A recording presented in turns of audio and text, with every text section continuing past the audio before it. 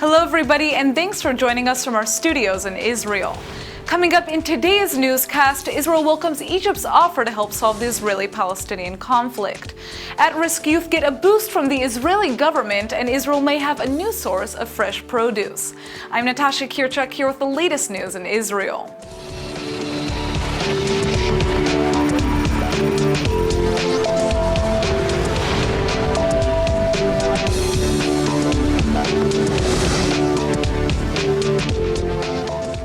The Israeli Prime Minister is responding warmly to an Egyptian offer to help solve the Israeli-Palestinian conflict. The Egyptian president is promising warmer ties with Israel if the Jewish state accepts efforts to resume peace talks with the Palestinians. President Abdel Fattah al-Sisi says Egypt will use all of its influence to help Israel and the Palestinians achieve peace. Prime Minister Netanyahu is open to cooperating with Egypt following al-Sisi's landmark speech in southern Egypt on Tuesday, where he promised to help find a solution to the Israeli-Palestinian conflict no matter what peace initiative is implemented.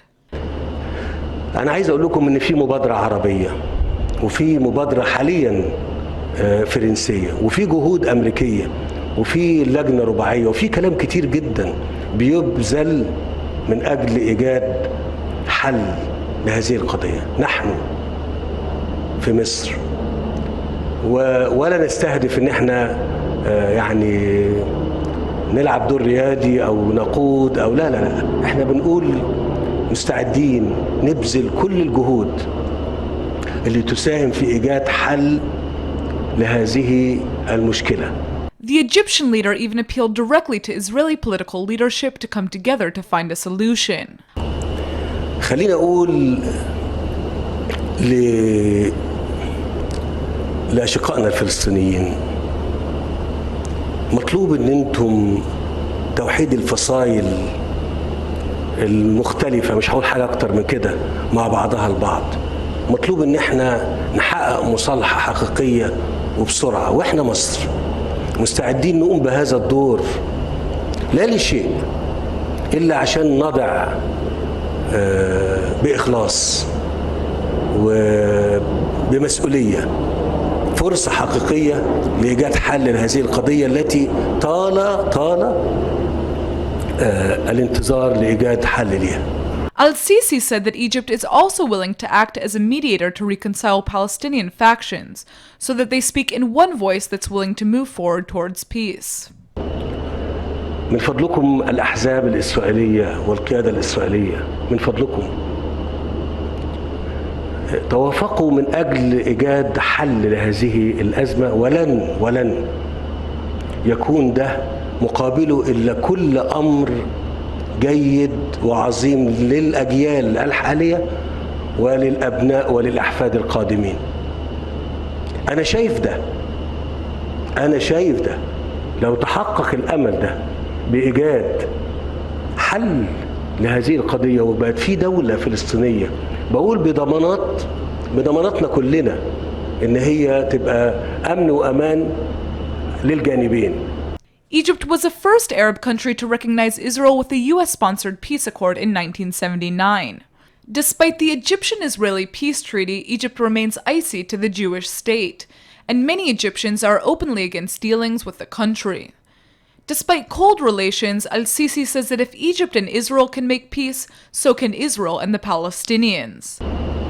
لكن اللي أنا بقوله لو قدرنا نحقق كلنا مع بعض بجهد وإرادة حقيقية وإخلاص حقيقي حل لهذه المسألة وإيجاد أمل للفلسطينيين وأمان للإسرائيليين، أنا بقول لكم هتكتب صفحة أخرى جديدة لا تقل، يمكن تزيد عن ما تم إنجازه في معاهدة السلام بين مصر وإسرائيل اللي مر عليها أكتر من 40 سنة دلوقتي.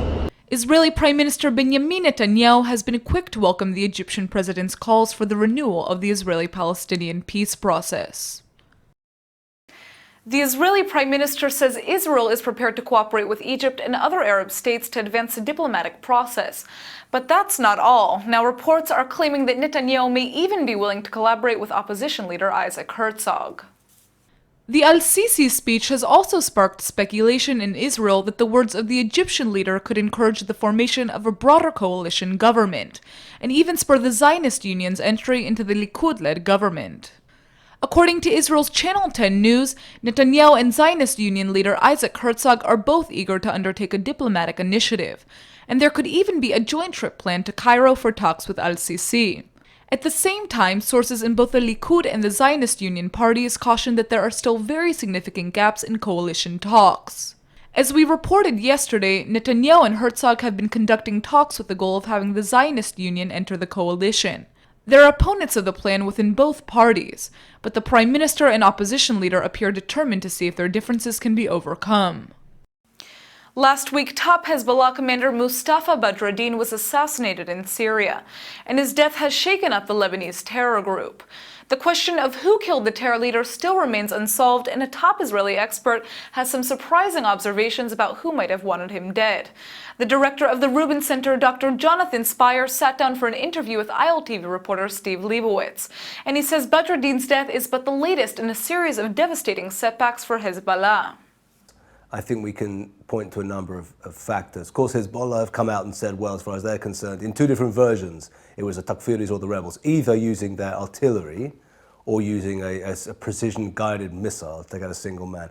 This all sounds pretty strange to me, especially when you put it together with the fact that Rami Abdul Rahman, who runs one of the most reliable on-the-ground reporting services from Syria, the Syrian Observatory for Human Rights, says no evidence of artillery fire from that in that area at all. Also, no evidence of air activity, interestingly. Now, all that means that it seems to me very unlikely it was the rebels that were responsible for that. Frankly, I think it still looks most likely that it was Israel that was responsible, if you really want my best guess. It's not that I could swear on it, but if you take all the fact that it's highly unlikely the rebels would have had the intelligence information or indeed the weaponry necessary to carry this out, and then you get into some of the more stranger theories. Well, it could have been his own personal enemies. Well, it could have been, disaffected Shia people. Well, we remember all this stuff around the time that Mugnir was killed back in February 2008 in Damascus, in all kinds of different theories. And in the end, when the ground settled, most people agree it was most probably, on the balance of probabilities, Israel that carried that out. My best guess in this case is that we're looking at something similar. What would be, or could it be in their interest to not say that it's Israel? If they concluded it was Israel and announced it was Israel had carried this out, there would be an expectation of a very major response. Hezbollah is not, and Iran are not currently in a situation where they wish to open up another front, to put it mildly, against Israel. On the contrary, this is actually the latest in a whole series of setbacks over the last couple of weeks that the Iran/Hezbollah side have suffered in Syria, including the killing of up to around 80 fighters, Revolutionary Guard and Hezbollah fighters up in the north in Aleppo province last week. So not on the ground, not any interest right now in opening up another front, therefore a strong interest in not announcing that it was Israel. Practically speaking, on the ground, how much damage does it do to Hezbollah now that Mustafa Badreddin is out of the picture? Well, I think there's a symbolic impact, obviously, in the sense that this is one of the rapidly depleting group of men whose histories in Hezbollah go all the way back to the launch of the movement. When it comes to operational matters, Badreddin, clearly a very skilled operations officer, an operations officer par excellence. I don't think it's likely that Hezbollah is lacking in similarly skilled men. It's not that Badreddin was a visionary or a strategist. He was a very skilled and very seasoned terrorist operative. And the movement, I think, certainly has other men of similar caliber. So I don't think it will impact, practically speaking, on their ability to conduct their activities. I do think it's a profound symbolic humiliation in a certain sense for the movement. What would you say is his legacy in terms of his major attacks that he was directly involved in? First of all, we need to remember this is a man whose story goes back to the early 1980s. This is somebody who was directly involved, according to all the evidence that's out there, in the attack on the United States Marine Corps in Beirut in 1983. Responsible also, or involved directly also, in the attack on the US Embassy in Kuwait, for which he was then sentenced and jailed, and would indeed probably still have ended up being incarcerated but was freed during Saddam Hussein's invasion of Kuwait in 1991. So direct involvement going all the way back to the beginning.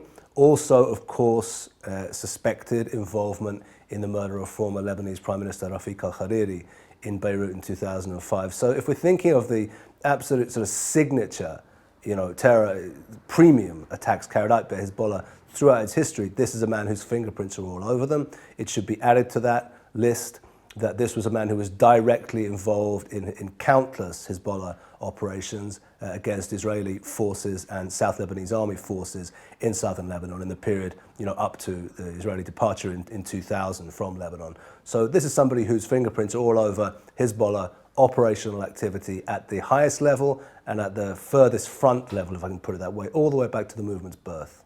Jonathan Spire, head of the Rubin Center at the IDC, thanks so much for being with us today at ILTV. Thanks very much, Steve.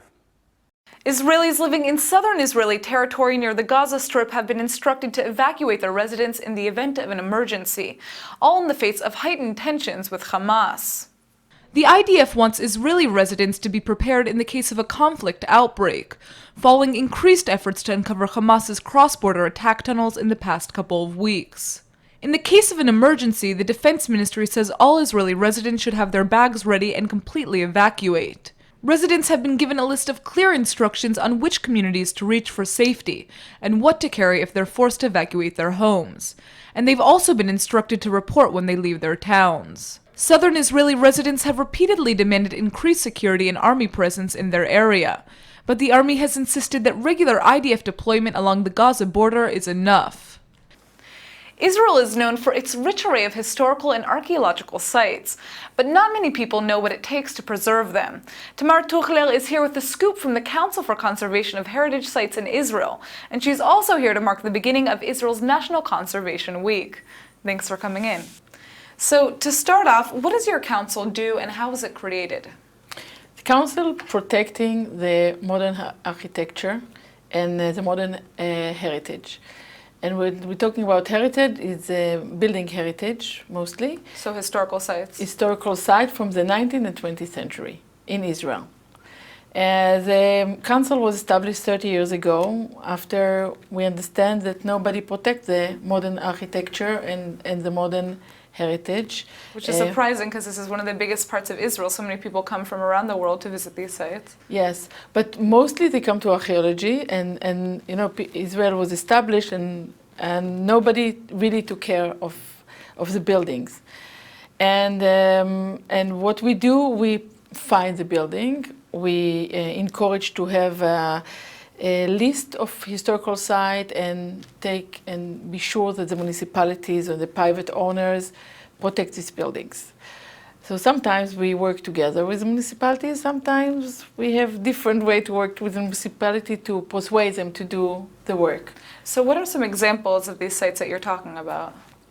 This site could be an historical house in a kibbutz, and it could be a founder of Tel Aviv house, one of the founders' building, and it could be an area. It could be like Sarona, the German colony, or Haifa German colony. It could be the building that used to be our old parliament, Frumin House in Jerusalem, that was supposed to demolish.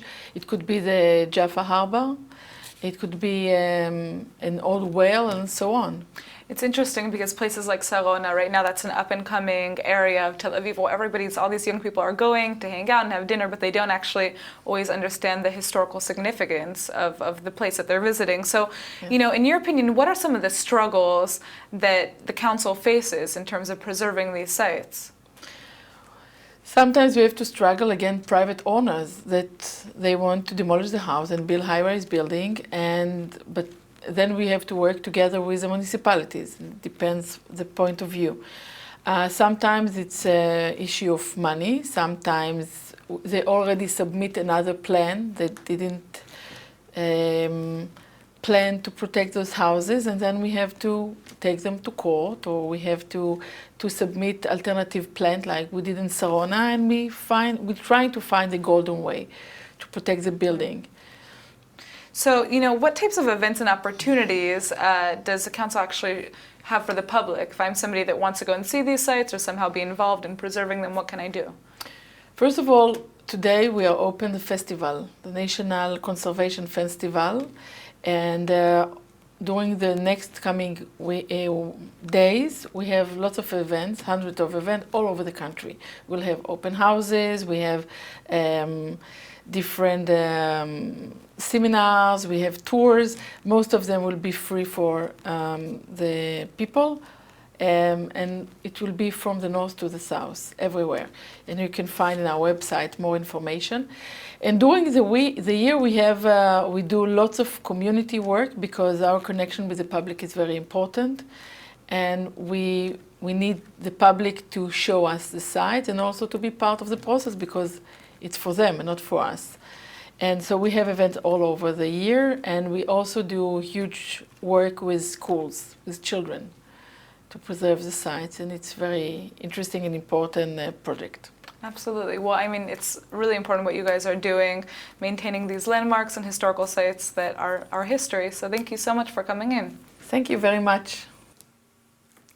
Israel may have a new local source for fresh produce. The U.S. Agency for International Development has established a new program to help Gazan farmers develop their businesses, and they may start exporting their crops to the Jewish state. U.S. aid has launched a new initiative to support Gaza's agricultural sector, and it will provide humanitarian assistance to farmers and increase job opportunities and training. This program will provide urgent humanitarian support, job creation, and capacity building, markedly expanding our Gaza assistance efforts.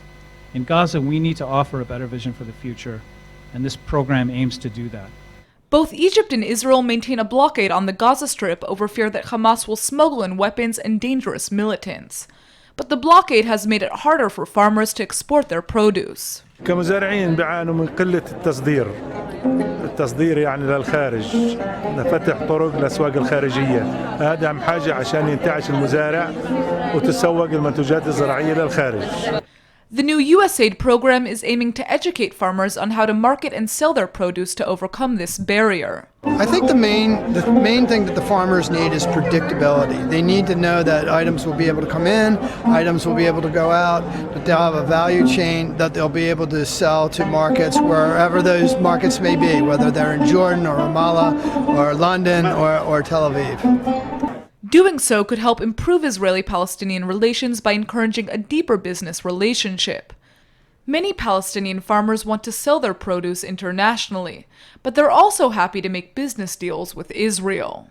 في عندنا منتوج فلسطيني في قطاع غزة واحنا بنتشرف بانه نصدر المنتوج تبعنا هذا من قطاع غزة لدول العالم وإسرائيل كمان من ضمن الدول. Israel is taking major steps to address the needs of at-risk children.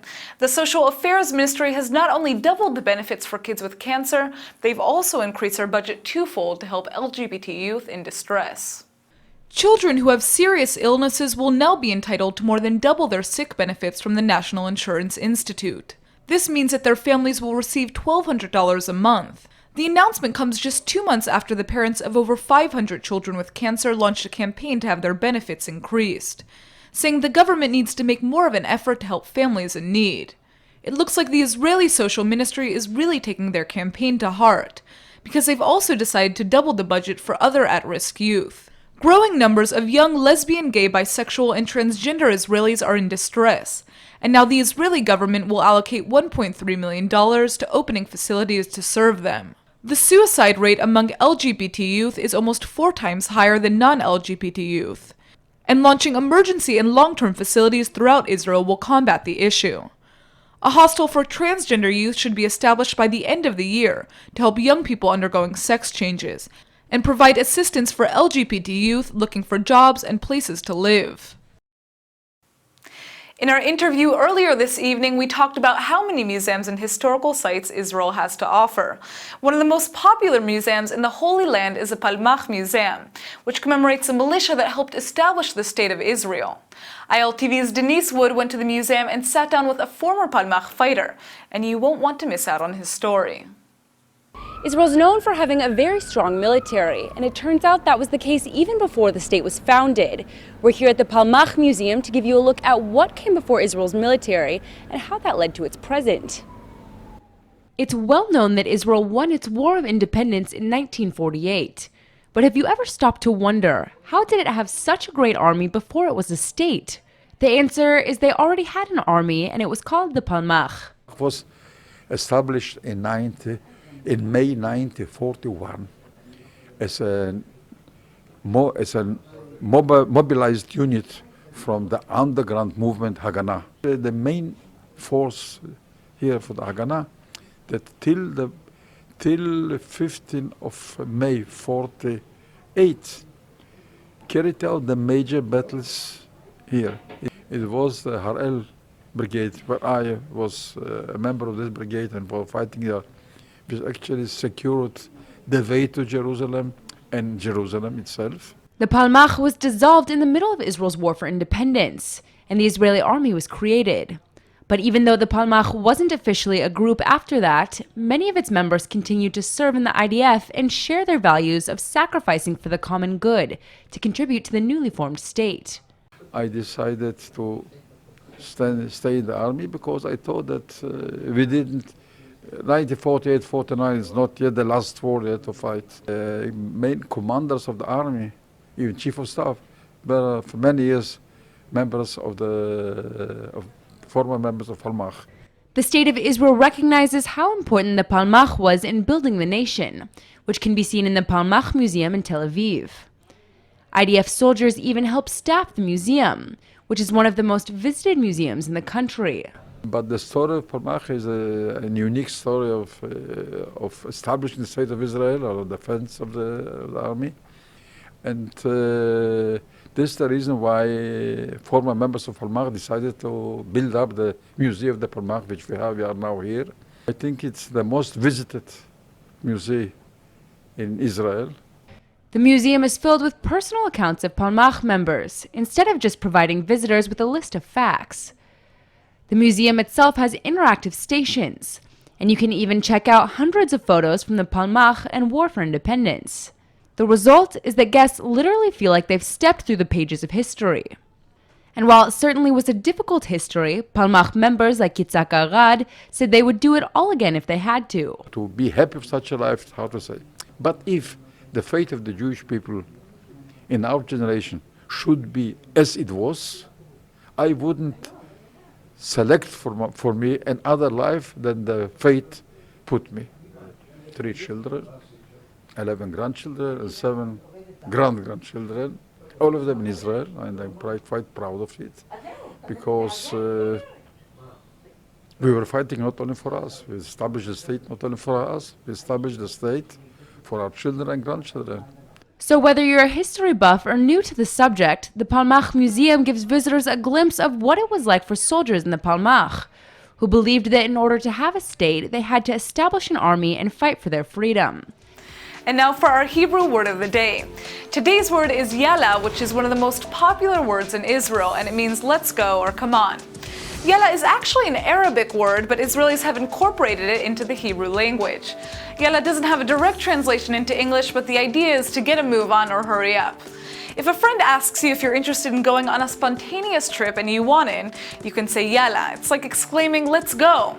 Now, if your Israeli friend is taking too long and you're getting impatient, you can also yell yalla. In this case, it's more like a come on, and they'll know that they need to hurry up. So here's the bottom line. If you want to sound like a true Israeli, yalla is one of the most important words to add to your vocabulary. Next time you're in the Holy Land, drop this word into conversation with your Israeli friends, and they're sure to be impressed. Let's go ahead and take a look at the weather forecast. It's a perfect day to take a walk outside because it's 75 degrees and sunny in Tel Aviv. The temperature should stay the same throughout tomorrow, but there will be a slight cloud cover. Alright everybody, that's it for today's news. Today's exchange rate is 3.84 shekels to the American dollar. Remember to sign up for our daily newsletter at iltv.tv, and don't forget to check out our next update at 8 p.m. Eastern Time. Thanks for watching, and we'll see you tonight.